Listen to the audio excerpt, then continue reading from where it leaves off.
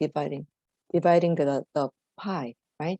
So you have to have a very objective, sort of objective evidence to persuade not only the government but also scientists and engineers that their field may not be emerging or promising in the short run, but rather this field, some other alternative field will be given more support, right?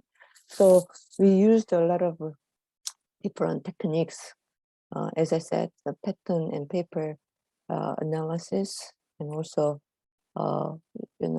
public surveys and other stuff. Mm-hmm.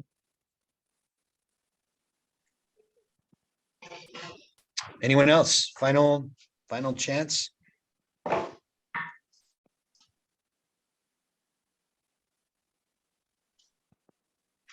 You said that contact. Oh, someone's got their hand up. Yeah, I think, is that you, Jonathan?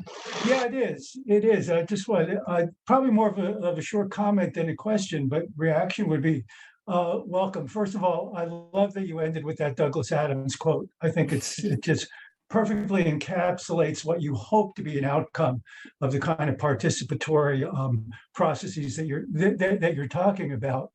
And I'm impressed by how what you described really reflects a lot of the thinking among environmental scholars about the requirements for stakeholder participation. And looking at the totality of the research that you presented, the idea that in order to really have an effective stakeholder participation process, that requires cultural sensitivity to get into areas of being able to integrate local and traditional knowledge, for example. So I'm really interested in how the Korean model translates to the Kenyan cultural context. That's the challenge, in fact. So local knowledge and local technology, usually we look down, frankly speaking, the Koreans, I guess, look down upon sort of local stuffs there.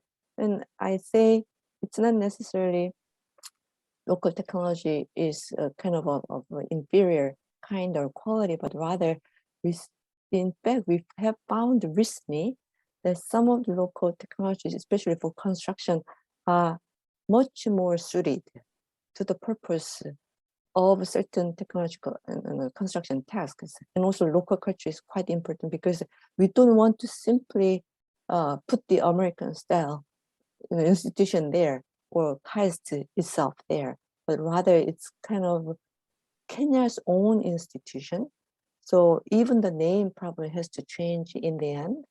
And that's quite a challenge for people involved in this project, because as a political scientist and also taking all the classes during graduate program, and there's so much to learn about the delicate stuffs of ODA, but many of other colleagues in this project, government officials or just engineers, are not that much exposed to this sensitivity that sometimes we make errors and mistakes.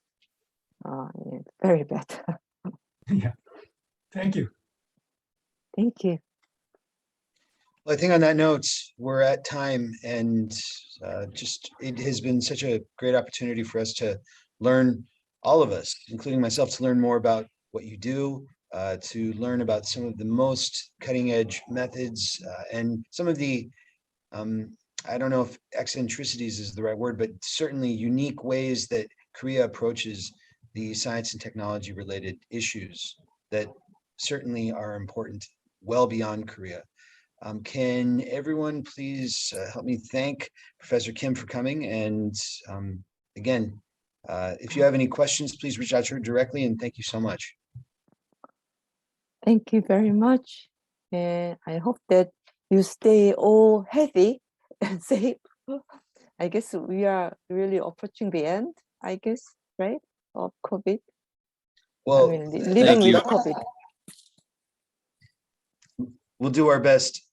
So it's funny that you mentioned that contact tracing works so well in Korea, but of course the numbers are astronomical, right? Over the last 2 weeks, it's gone from what, Right. 5,000 per day to now 100,000 per day. Right. So contact tracing fails under those It has circumstances. failed. Yeah.